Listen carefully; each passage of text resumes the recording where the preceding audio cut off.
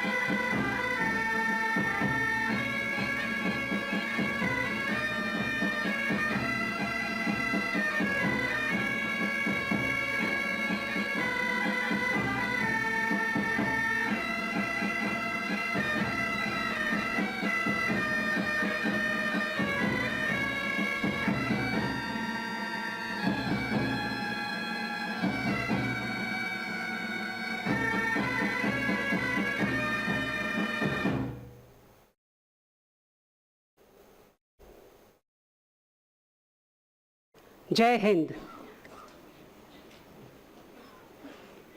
आदरणीय अतिथिगण, सम्मानित वेटरन्स, वीरांगनाएं एवं उपस्थित समस्त गणमान्य, सर्वप्रथम मैं माननीय लेफ्टिनेंट जनरल मनजिंदर सिंह अति विशिष्ट सेवा मेडल, युद्ध सेवा मेडल, विशिष्ट सेवा medal, general officer commanding in chief south western command की ओर से माननीय मुख्य अतिथि महामहिम माननीय राज्यपाल महोदय श्री हरिभाऊ किशन राव बागड़े जी का इस महत्वपूर्ण अवसर पर हार्दिक स्वागत व अभिनंदन करती हूँ। जैसा कि आप सभी को विदित है कि आज का यह दिन उन अमर योद्धाओं को समर्पित है जिन्होंने अपने जीवन की हर सांस अपनी मातृभूमि के नाम कर दी। इस शुभ अवसर पर मैं लेफ्टिनेंट कर्नल सीमा चौधरी आप सभी का सहर्ष स्वागत व सादर वंदन करती हूँ। देशभक्ति केवल एक भावना नहीं है, यह कर्तव्य है, यह प्रतिबद्धता है और हमारे वेटरन्स इस प्रतिबद्धता के जीते जागते उदाहरण हैं। अब मैं माननीय general officer commanding in chief south western command से सादर निवेदन करती हूँ कि वे हमारे आज के माननीय मुख्य अतिथि महामहिम माननीय राज्यपाल महोदय को सम्मानित कर इस अवसर को गौरवान्वित करें।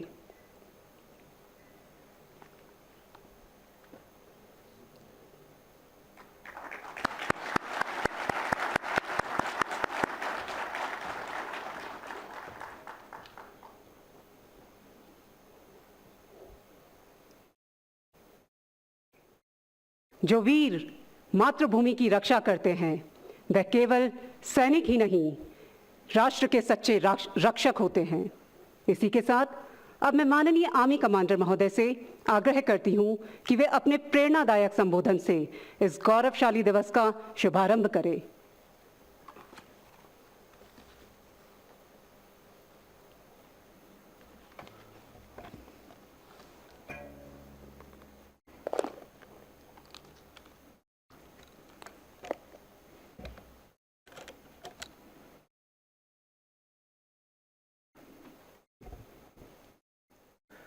मंच पर विराजमान माननीय राज्यपाल ऑफ राजस्थान श्री हरिभाऊ बागड़े जी, हमारे बीच में उपस्थित वीर माताएं, वीर नारियों, भूतपूर्व सैनिक, वर्तमान सैनिक, देवियों और सज्जनों, आप सबका आज 9th arm forces veteran days के ऊपर इस समारोह में हार्दिक अभिनंदन है।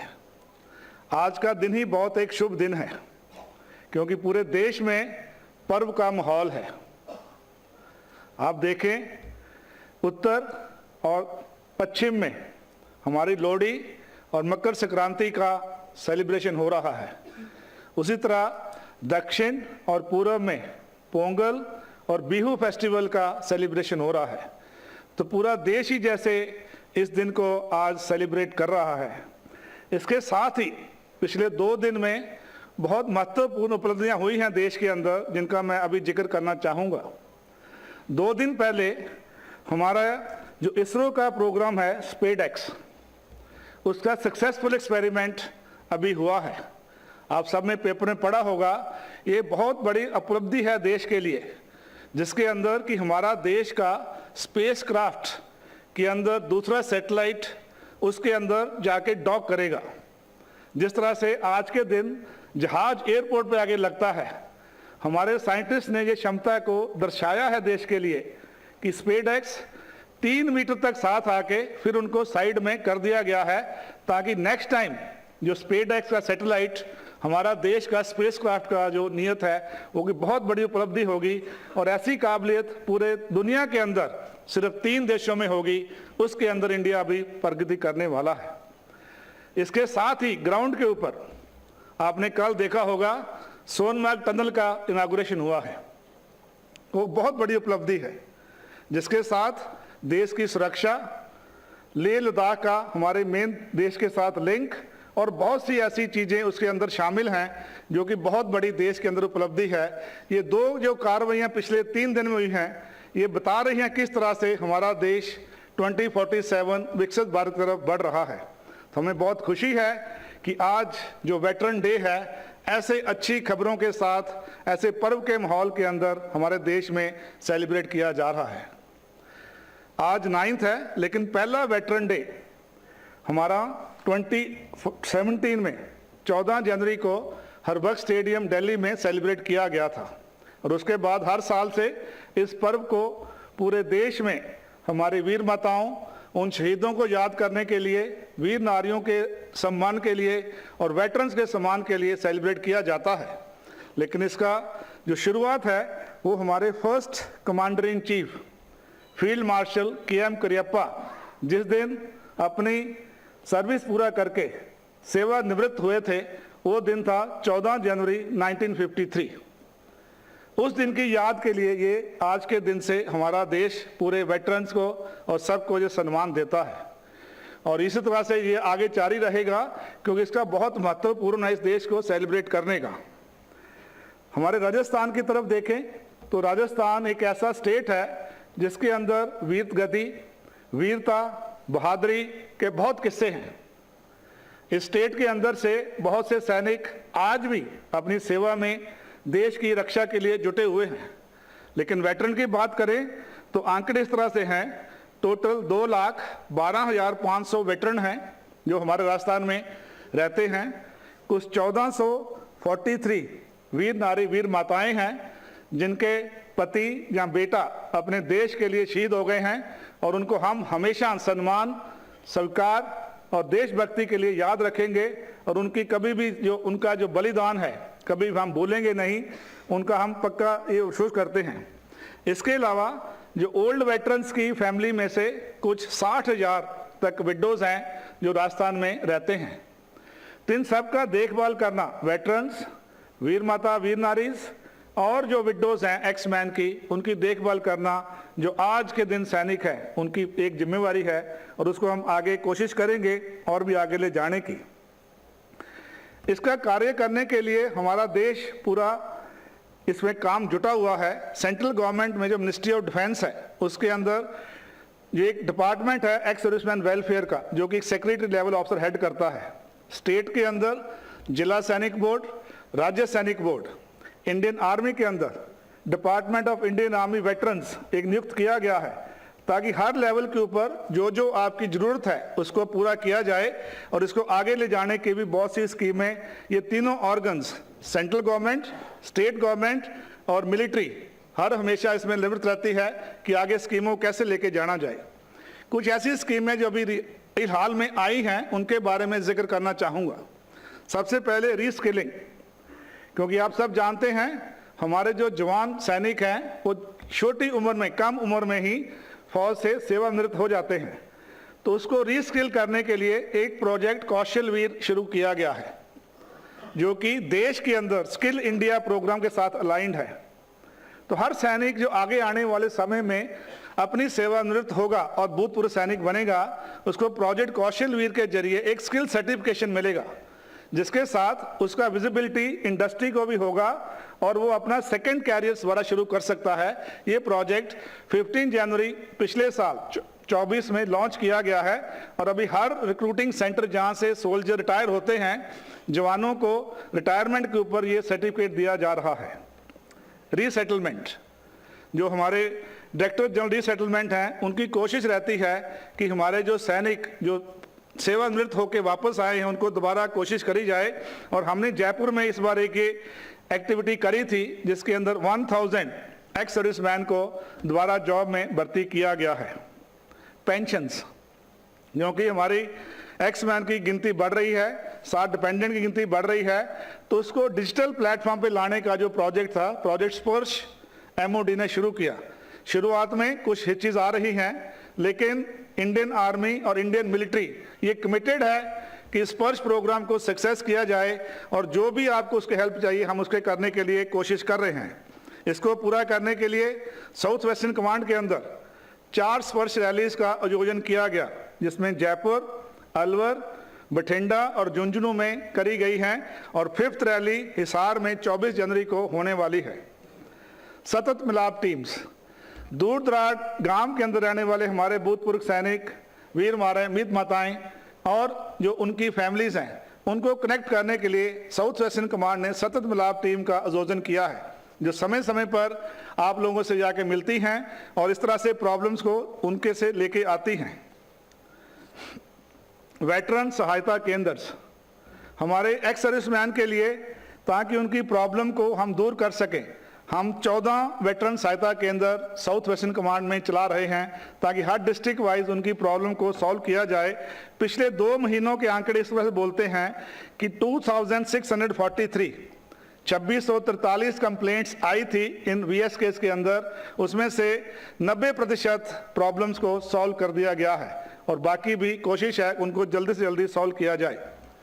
CSD फैसिलिटी, कैंटीन फैसिलिटी एक हर सैनिक को, भूतपूर्व सैनिक के लिए एक सहूलत है जो सरकार एक्सटेंड करती है। हमारी कोशिश है कि ये सहूलत हर लास्ट एक्स मैन तक पहुंचे और पूरा फायदा आप उससे लिए जा सके। तो आज के दिन हमारी टोटल 30 एक्स सर्विसमैन कैंटीन चलती हैं राजस्थान के अंदर, जिसके मिलिट्री जयपुर के अंदर 4 चल रही हैं और एक और कोशिश है कि एक बड़ी ऐसी कैंटीन बनाई जाए जो कि एक मॉडल कैंटीन इंडिया आर्मी के वैसी होनी चाहिए। उसका भी आयोजन किया गया है और शॉर्टली उसकी इनागुरेशन फरवरी में प्लान्ड है, तो उसके लिए आपको हम बताना चाहते हैं। हेल्थ एंड मेडिकल केयर बहुत इंपॉर्टेंट है, क्योंकि वेटरन्स जैसे जैसे ओल्ड होते हैं, हेल्थ का देखभाल करना, उसकी सहूलियत को बढ़ावा देना एक बहुत इंपॉर्टेंट सेशन है और ये हम चैलेंज से बोलते हैं कि हम इसको और इम्प्रूव करेंगे। हमारे नीचे 46 ECH पॉलीक्लिनिक्स हैं और 128 इम्पैनल्ड हॉस्पिटल्स हैं। यहाँ पे पूरे के पूरे वेटरन्स सेवानिवृत्त ले जाते हैं हेल्थ केयर के लिए। कुछ प्रॉब्लम चल रही हैं, हमने उसको साफ करने का एक मंथन बड़ा है, क्योंकि जो जो मुश्किल थी हम दूर करेंगे उसको। कोई भी वेटरन जब एडमिट हो रहा है, मेरी मेडिकल ऑफिसर उसको जाके मिल रहा है। तो इस तरह से जो कोशिश है कि जो प्रॉब्लम चली इससे अच्छे से सॉल्व किया जाए, लेकिन लॉन्ग टर्म में देखा जाए तो इसको MOD एक वेटरन हॉस्पिटल नाम में नया प्रोजेक्ट लेके आ रही है। देश के अंदर टोटल 20 वेटरन हॉस्पिटल बन जाएंगे, जिसके अंदर जयपुर एक वेटरन हॉस्पिटल लेके आएंगे। उसका ऑलरेडी हमने लैंड निवारू मिलिट्री स्टेशन में नियुक्त कर दिया गया है और आने वाले समय में आप देखेंगे कि ये निवारू के अंदर वेटरन हॉस्पिटल आ जाएगा और ये प्रॉब्लम काफ़ी दूर तक आपकी हेल्थ केयर के अंदर सॉल्व हो जाएगी। Patient transfer facility, military hospital Jaipur में प्रॉब्लम पाई गई थी कि दूर से वेटरन आते हैं, एडमिट हो जाते हैं, उनके जो भाई बंधु उनको साथ देखभाल करने आते हैं, उनको रहन सहन के लिए कोई जगह नहीं थी। तो अभी 60 अकोमोडेशन की फैसिलिटी MS जयपुर के पास इनागुरेट कर दी गई है, शुरुआत हो गई है, ताकि जो भी एडमिट पेशेंट है उसका भाई बंधु वहाँ पे आराम से रह सकता है और अपने एडमिटेड पेशेंट की उसकी देखभाल कर सकता है। सैनिक सहूलत केंद्र है, अभी कोशिश है कि जितनी भी फैसिलिटी है एक्स मैन की, जिसके अंदर कैंटीन, ECHS या और तरह की उनको एक जगह पे लाया जाए। और हम राजस्थान गवर्नमेंट के शुक्रगुजार हैं कि उन्होंने पायलट प्रोजेक्ट के लिए हमारे को राजगढ़ के अंदर 8 एकड़ की ज़मीन अलॉट कर दी गई है।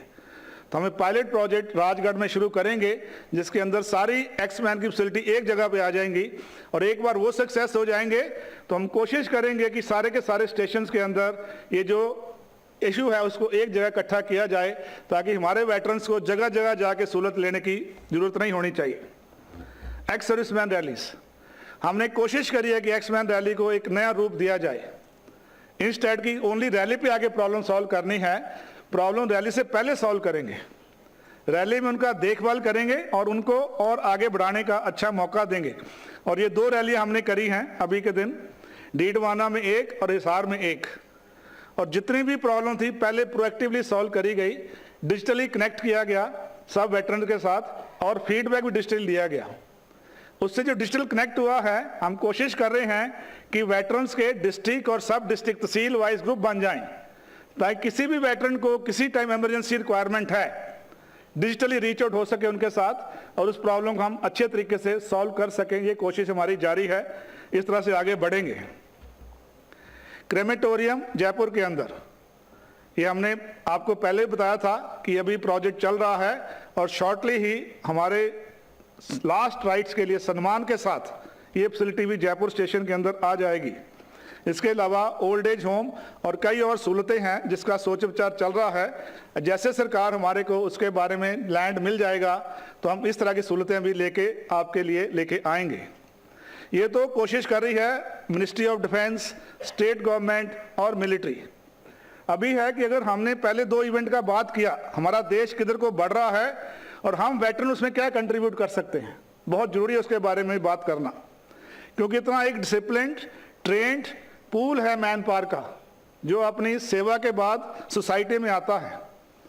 तो हमें पूरा विश्वास है कि आप सारे के सारे उस तरह से लाइन हो जाएं, अपना जो स्किल सेट है अपना सोसाइटी में कंट्रीब्यूट करें, चाहे वो आप एजुकेशन फील्ड में हो, हेल्थ में हो, इंजीनियरिंग सर्विसेज में हो, किसी भी सोसाइटी के फोल्ड के अंदर जो आपका स्किल सेट है वेटरन्स का, उसको सोसाइटी को अच्छा करने के लिए आपको कंट्रीब्यूट करना चाहिए। इसी को प्रमोट करने के लिए अभी हमने कुछ स्कीम शुरू करी है, जिससे कि कुछ वेटरन्स जो इस कार्य में हिस्सा लेंगे उनको फैसिलिटेट किया जाएगा। ये पूरा इंडियन आर्मी ने सोच विचार किया, हम भी उसमें शामिल हैं।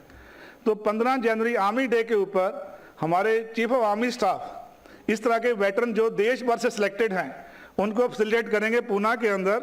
उसमें से राजस्थान से गए हैं कर्नल राजेश बुकार, जिनको कल आप देख सकते हैं during army day parade chief of army staff facilitate करेंगे। कोशिश इसलिए है कि जो अच्छा कार्य कर रहे हैं, चाहे देश में दूर दराज कर रहे हैं, उनको हम और इनकरेज करें, ताकि जो वेटरन्स को इनकरेजमेंट मिले और इस तरह से कोशिश जारी रहे कि हमारा जो कार्य है वेटरन्स का वो एक सारे देश में अच्छी तरह सोसाइटी के अंदर एक पॉजिटिव फीलिंग, पॉजिटिव वर्क इस तरह लेके जाएं। तो आज वेटरन डेज के ऊपर मैं इतना ही बात करना चाहूँगा, लेकिन आखिरी में हम प्रॉमिस करते हैं इन सर्विस कम्युनिटी कि आपकी सहूलियत के लिए कोई भी कार्य होगा तो हम उसके आगे बढ़ के हिस्सा लेंगे। साथ ही आपसे प्रॉमिस चाहते हैं कि क्योंकि आप एक ट्रेंड सोल्जर हैं, once a soldier always soldier. अभी आप चाहे भूतपूर्व हो गए हैं लेकिन फिर भूतपूर्व सैनिक हैं। सैनिक का काम एक ऑलवेज देश की सेवा करना रहता है लास्ट तक। तो आपको भी प्रण करना है कि आज क्योंकि हम इकट्ठे हुए हैं वेटरन डेज के ऊपर, आपका प्रण चाहिए कि आप भी देश के अंदर अपनी सेवा को उस तरह से करते रहेंगे जिस तरह से जब आप इन सर्विस थे ऐसे सेवा कर रहे थे, ताकि सोसाइटी का आगे बढ़े और हमारा देश जो विकसित भारत का सपना है उसको पूरा हो सके। तो प्रण भी सभी वेटरन से आज रिक्वेस्ट है कि आप इसको करें। आखिरी में I would like to thank हमारे ऑनरेबल गवर्नर साहब, इन्होंने आज यहाँ पे आए हैं और हमारे जो बीच में वीर नारी वीर माता हैं उनको भी मुलाकात करेंगे, वेटरन से मुलाकात करेंगे। उससे बहुत हमारा हौसला बढ़ाई हुआ है सर, बहुत हम आपसे धन्यवाद हैं sir. Thank you so much for coming और इसको आगे कार्रवाई को आगे बढ़ाते हैं। जय हिंद।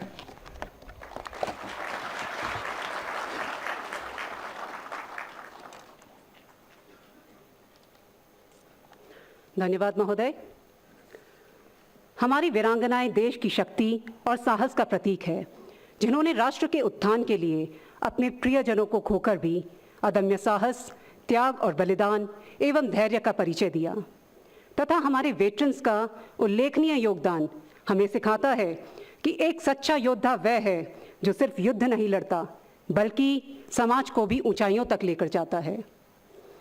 अब मैं महामहिम माननीय राज्यपाल महोदय से अनुरोध करती हूं कि वे हमारी वीरांगनाओं व वेटरन अचीवर्स को सम्मानित कर उनकी हौसला अफजाई करें।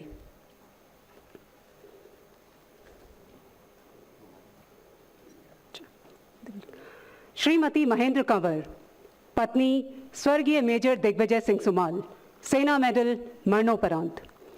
2 जनवरी 2000 को जम्मू कश्मीर में तैनाती के दौरान दुश्मन की भारी गोलाबारी का उन्होंने साहसपूर्ण सामना किया। उनके इस शौर्य के लिए उन्हें मरणोपरांत सेना मेडल से नवाजा गया।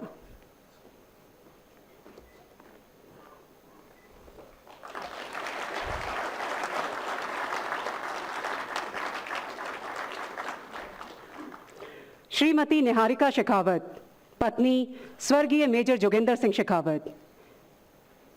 मेजर जोगेंद्र सिंह शेखावत 19 मार्च 2010 को 24 राष्ट्रीय राइफल्स में आतंकवादियों का वीरता से सामना करते हुए वीर गति को प्राप्त हुए।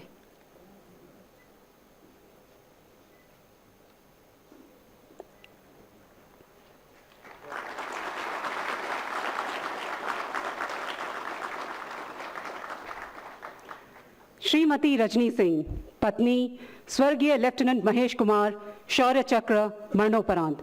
18 जून 2001 को जम्मू कश्मीर में काउंटर टेररिस्ट ऑपरेशन के दौरान उन्होंने 2 आतंकवादियों को मार गिराया। इस साहसिक कार्य के लिए लेफ्टिनेंट महेश कुमार को शौर्य चक्र मरणोपरांत से सम्मानित किया गया।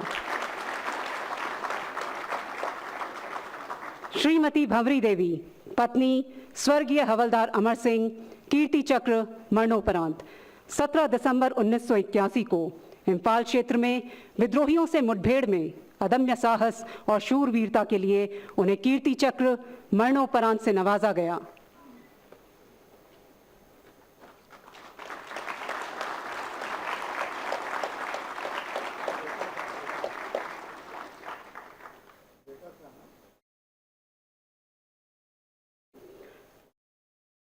श्रीमती कमलेश देवी, पत्नी स्वर्गीय हवलदार बाबूलाल हरितवाल। हवलदार बाबूलाल हरितवाल 34 राष्ट्रीय राइफल्स में तैनाती के दौरान 4 अगस्त 2023 को आतंकवादियों से लोहा लेते हुए वीर गति को प्राप्त हुए।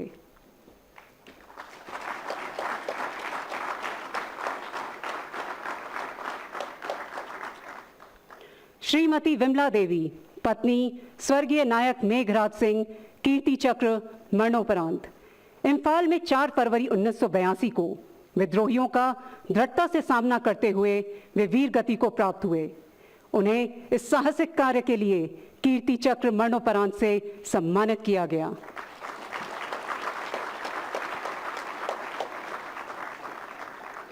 श्रीमती कृष्णा कंवर, पत्नी स्वर्गीय लांस नायक विक्रम सिंह। 28 जून 1999 को ऑपरेशन विजय ब्लैक रॉक की लड़ाई के दौरान लांस नायक विक्रम सिंह वीर गति को प्राप्त हुए।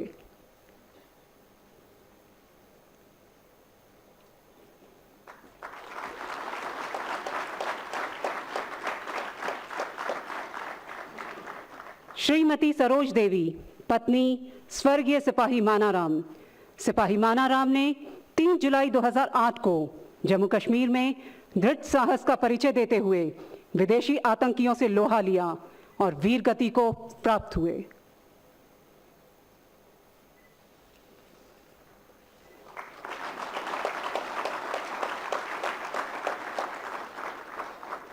अब मैं हमारे वेटरन अचीवर्स को मंच पर आमंत्रित करूंगी। मेजर जनरल आलोक राज, परम विशिष्ट सेवा मेडल, अति विशिष्ट सेवा मेडल। जनरल आलोक ने यूनिग्लोब विकास फाउंडेशन के माध्यम से युवा सशक्तिकरण और पर्यावरण संरक्षण के लिए अत्यधिक योगदान दिया है।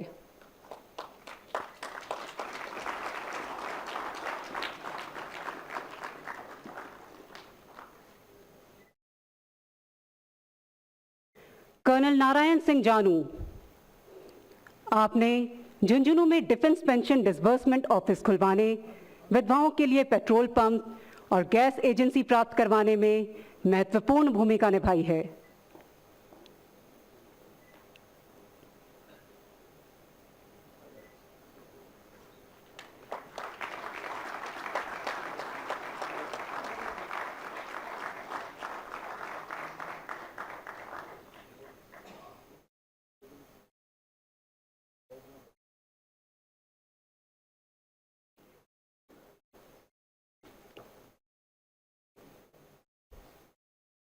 कर्नल परमेश कुमार रॉयल, आपने नारी सुरक्षा व उनके सशक्तिकरण के क्षेत्र में कई प्रभावशाली कार्यशालाओं का आयोजन कराने में महत्वपूर्ण भूमिका निभाई है।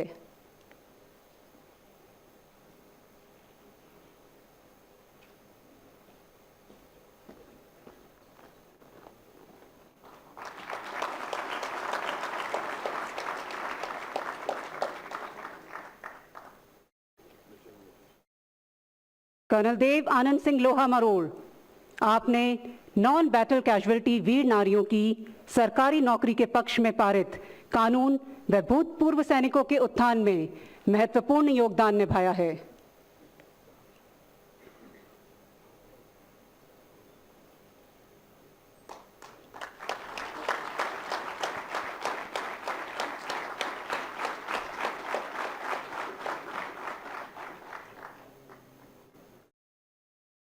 ऑनररी कैप्टन पूरन सिंह जाट, आपने अपने क्षेत्र के लोगों को योग के प्रति प्रेरित करने के साथ ही 60 साल की उम्र में 4.5 घंटे शीर्ष आसन करके लिम्का बुक ऑफ रिकॉर्ड्स में अपना नाम दर्ज कराया।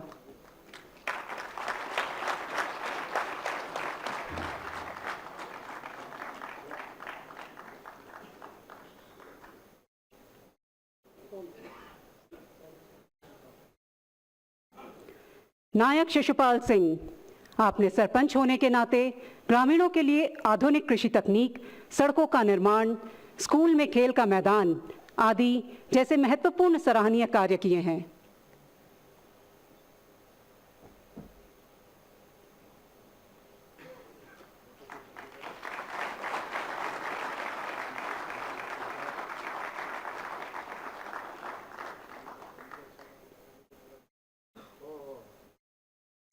नायक हिम्मत सिंह, इन्होंने 24 घंटे से कम समय में सबसे ज्यादा सीढ़ियां चढ़ने का विश्व रिकॉर्ड स्थापित किया है और अपनी उत्कृष्ट योग्यता के कारण माउंट एवरेस्ट एसोसिएशन 2025 के लिए चयनित किए गए।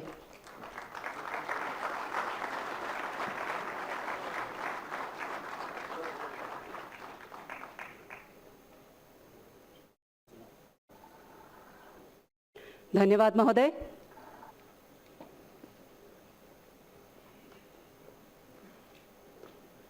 अब मैं माननीय महामहिम राज्यपाल से अनुरोध करती हूं कि वे अपने प्रेरणादायक शब्दों से इस दिन को और भी विशेष बनाएं।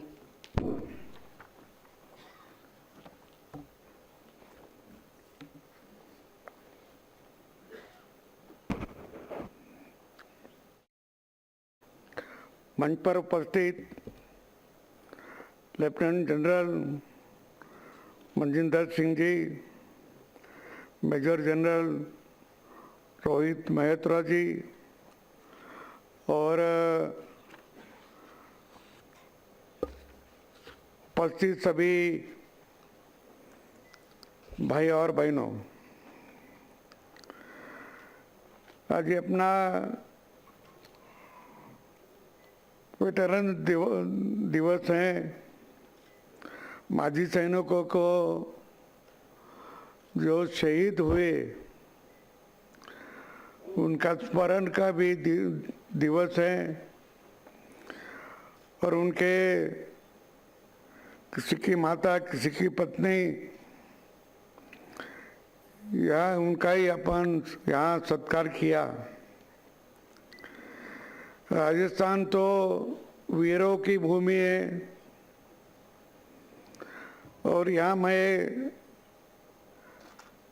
यहाँ के जो मिलिट्री में काम करते थे या मिलिट्री में थे, उनके परमवीर चक्र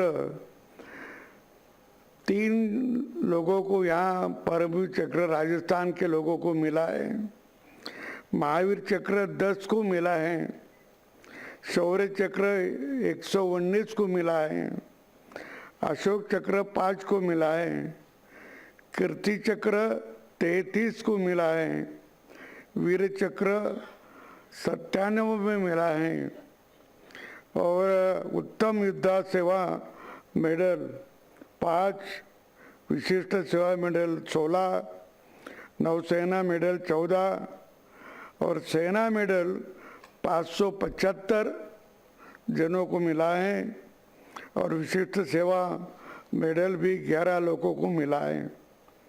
ये अपने राज्य के जो सैनिक मिलिट्री में हैं उन्हीं को अभी तक इतने मेडल मिले हैं और अभी भी बहुत सारे मिलिट्री में हैं। मैं अभी मेरे पास तो सभी का जिनका जिनका स्वागत किया उस सभी की लिस्ट में अभी नहीं पढ़ना चाहता हूँ, लेकिन पूर्व सैनिकों के सम्मान में आयोजित 90वें वेटरन्स दिवस के अवसर पर आज सभी के साथ यहाँ उपस्थित होकर मुझे अत्यंत प्रसन्नता की अनुभूति हो रही है। आज संयोग से मकर संक्रांति भी है। आज के दिन सूर्य देव मकर राशि में प्रवेश करते हैं। सूर्य का उत्तरायण का अर्थ है अच्छे दिनों की शुरुआत। आज ही एक दिन भगीरथ के पीछे पीछे चल गंगा उसके पितरों तक तर्पण करने पहाड़ी इलाके से मैदानी इलाके प्रति एक आख्यायिका है। आज ही के दिन 1953 में भारतीय सेना के पहले commander in chief field marshal KM Cariappa औपचारिक रूप से सेवानिवृत्त हुए, वो भी आज का दिन है। उन्होंने 1947 के युद्धों में भारतीय सेना का नेतृत्व किया। 1947 में अपने को स्वतंत्र मिला और स्वतंत्र के बाद 6 सप्ताह में पाकिस्तान ने आक्रमण किया कश्मीर के इलाके पे और वहाँ कश्मीर के राजा जय हरि सिंह थे, वो हरि सिंह की सेना थी बॉर्डर पे, वो उरी और वहाँ मुजफ्फरनगर और उसके बाद तो वहाँ उन्होंने 21 अक्टूबर 1947 की रात और 22 अक्टूबर की सुबह पाकिस्तान के मिलिट्री ने वहाँ हमला किए और हरि सिंह की जो सेना थी उनको काट दिया, मार दिया और फिर वो आगे आते रहते। मैं उस बार में ये भी पढ़ा है कि बारामूला की जब लोक संख्या 14,000 थी उसमें से 12,000 लोग मारे गए थे और 2,000 बचे थे और फिर बाद में अपने देश की मिलिट्री वहाँ गई, पंडित जी नेहरू को मिले, वहाँ के हरि सिंह राजा के जो सेना जो पंतप्रधान थे महाजन वो मिले और फिर अपनी मिलिट्री दी और मिलिट्री ने उनको इतना भगाया कि वो श्रीनगर के 5-6 किलोमीटर के आसपास आए थे। शर्टन का नाम है जो गांव का, तो वहाँ तक आए थे, लेकिन अपने मिलिट्री ने उनको बहुत खदेड़ दिया।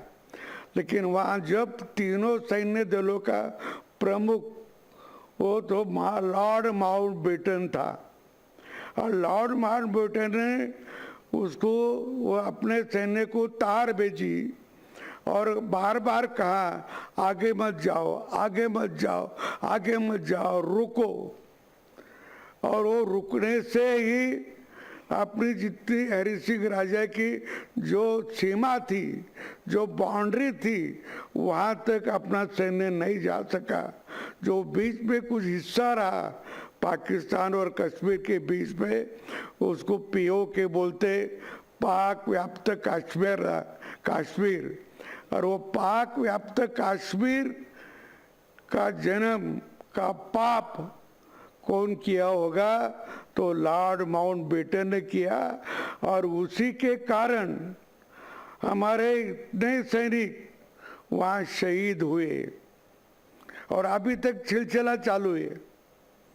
वो अपन जब बाउंड्री तक जाते थे तो उधर के आने को एक ही रास्ता था, उतना बंद करते थे तो प्रश्न खत्म होता था। लेकिन नहीं हुआ, पाक व्याप्त कश्मीर निर्माण हुआ। अभी वहाँ अतिरेकों की वहाँ निर्मित होती, अतिरेकों को वहाँ ट्रेनिंग दी जाती और उधर भेजते और अपने सैनिकों को मारते। ऐसे वो पीओके का नहीं होता था तो आज इतने सैनिक अपने नहीं जाते थे, ऐसा मुझे लगता। ये दिन हमें अपने सम्मानीय वीर नारियों और वीर माताओं का सम्मान देने का अवसर प्रदान करता है। पूर्व सैनिक हमारे देश के सच्चे रक्षक हैं। 1947, 1965, 1971 एवं 1999 में युद्ध में उन्होंने शौर्य का परिचय दिया। आपातकालीन परिस्थितियों में भी देशवासियों की सहायता करने में वेटरन्स अग्रसर रहे हैं और वीरभूमि राजस्थान के योद्धाओं का भी देश सेवा में अग्रणी स्थान रहा है। सशस्त्र बलों ने राज्य के कोने कोने से युवा को प्रमुख योगदान सदा से रहा। देश के लिए प्रत्येक लड़ाई में राज्य के रण बांकुरों ने बलिदान और सर्वोच्च त्याग किए। राज्य के पूर्व सैनिक वीर नारियों एवं उनके आश्रितों के कल्याण हेतु राज्य सरकार एवं सप्त शक्ति कमान सदैव से संकल्पित है। विभिन्न कार्यक्रमों के माध्यम से आप सभी को केंद्र तथा राज्य सरकार और केंद्र सेना द्वारा संचालित कल्याणकारी योजनाओं को उपलब्धता सुनिश्चित कराई जाती है, जिसमें स्वास्थ्य सेवाएं एवं रोजगार के आरक्षण इत्यादि प्रमुख है। एक सैनिक अपने सैन्य सेवा के दौरान देश सेवा में लीन रहते हैं और उनके उपरांत भी राष्ट्र निर्माण में विभिन्न माध्यमों से योगदान देता ही। सरकार एवं प्रशासन में भी पूर्व सैनिक अपनी भागीदारी निभाते हैं। सिर्फ सैनिक ही राष्ट्र की सेवा नहीं करता, बल्कि उनके परिवार के सदस्य भी समान रूप से राष्ट्र के लिए त्याग करते हैं। एक समाज के रूप में हम सभी प्रत्येक वेटरन और उनके परिवार के समर्पण के प्रति आभारी हूँ। पूर्व सैनिक के त्याग और परिश्रम का ही परिणाम है कि आज भारत विश्व का सबसे सशक्त है। हमारी सेनाओं ने जब जब देश पर संकट आया है डटकर मुकाबला ही नहीं किया, बल्कि दुश्मन को धूल चटाई। पूर्व सैनिकों के सम्मान में इस अवसर पर मैं महान कवि माखनलाल चतुर्वेदी की पंक्तियाँ आप सभी के साथ साझा कर रहा हूँ। वो फूल की कविताएं, चाह नहीं मैं सुरबाला के गहनों में गुंथा जाऊँ, चाह नहीं प्रेमी माला में बिंद प्यारी को ललचाऊँ, चाह नहीं सम्राट के शिव पर हे हरि डाला जाऊँ, चाह नहीं देवों के सिर पर चढ़ूँ, भाग्य पर इठलाऊँ, मुझे तोड़ लेना वनमाली, वो फूल बोलता है, मुझे तोड़ लेना वनमाली, उस पथ में देना तुम फेंक, मातृभूमि पर शीश चढ़ाने जिस पथ जावे वीर आने।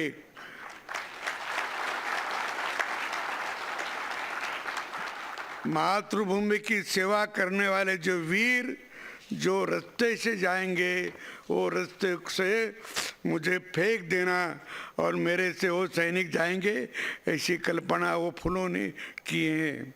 सैनिक ऐसे ही होते हैं कि माखनलाल चतुर्थी की एक कविता पुष्प की अभिलाषा सैनिक से समर्पण, त्याग और बलिदान का संदेश सुनाती है। आज जिन्होंने हमारी स्वतंत्रता के लिए लड़ाई लड़ी है, उनको सम्मानित करने के साथ साथ हमारी स्वतंत्रता और संप्रभुता की रक्षा करने वालों को भी सम्मानित करने का समय है। देश की सेवा करना केवल सैनिकों का ही दायित्व नहीं है, बल्कि प्रत्येक नागरिक का भी दायित्व है। मैं चाहूँगा कि हम अपनी आने वाली पीढ़ियों को भी इसी तरह पर अग्रसर करें। पूर्व सैनिकों, सशस्त्र बलों के जवानों और उनके परिजनों के समर्पण भाव के प्रति नमन करते हुए मैं एक बात तक कहूँ कि जो सैनिक लड़ाई में हो या अपने बॉर्डर की रक्षा करने के हो, जो शहीद होते हैं, उनके परिवार का और उनके सभी लोगों का कैसा समझाना और उनके लिए कैसी बात करना और उनका जो त्याग है उसके लिए मेरे पास तो शब्द नहीं, इतना बड़ा उनका त्याग है। मैं एक महिला का एक टीवी पे आया और देखा था कि एक महिला के 2 लड़के वो मिलिट्री में थे और दोनों भी शहीद हुए थे। तो उनसे पूछा गया कि आपके दोनों भी बच्चे वो मिलिट्री में थे और दोनों भी शहीद हुए, तो आपकी प्रतिक्रिया क्या है? सही बोले तो उनकी प्रतिक्रिया यही होना चाहिए थी कि भाई गए, लेकिन उन्होंने ये नहीं कहा।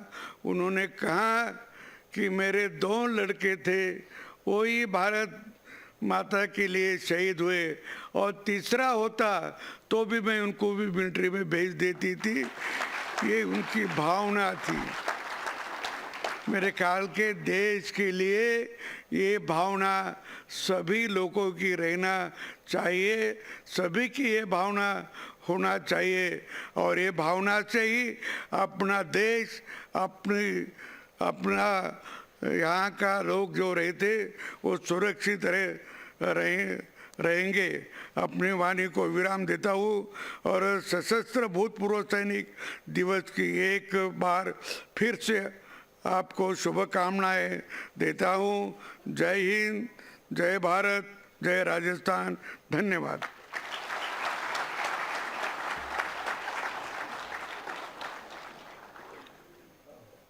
धन्यवाद महोदय। निसंदेह है आपकी उपस्थिति और मार्गदर्शन हम सभी के लिए प्रेरणादायक है। धन्यवाद उन सभी को जिन्होंने आज का दिन संभव बनाया, लेकिन सबसे बड़ा धन्यवाद हमारे वेटरन्स व वीर नारियों को, जिनकी वजह से हमारा आज सुरक्षित है। अब हम कार्यक्रम का समापन राष्ट्रगान से करेंगे। कृपया सभी राष्ट्रगान के लिए अपने स्थान पर खड़े हो जाएं।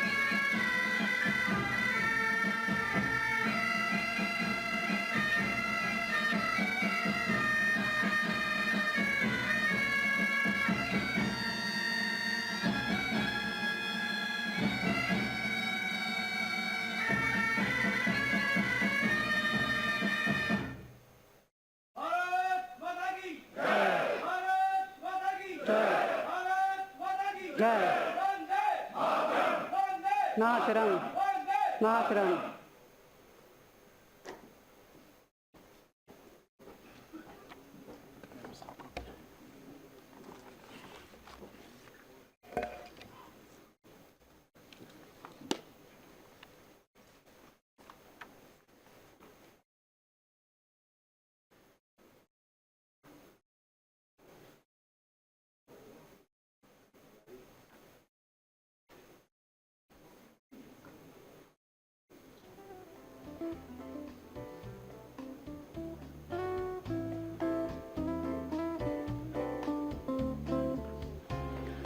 सभी वेटरन अचीवर्स व वीर नारियों से पुनः आग्रह है कि आप सामने के लॉन में निर्धारित स्थान पर ग्रुप फोटो के लिए प्रस्थान करें।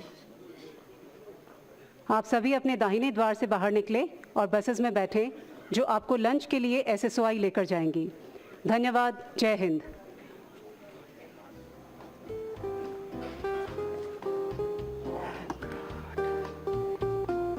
आगे सर, आगे सर।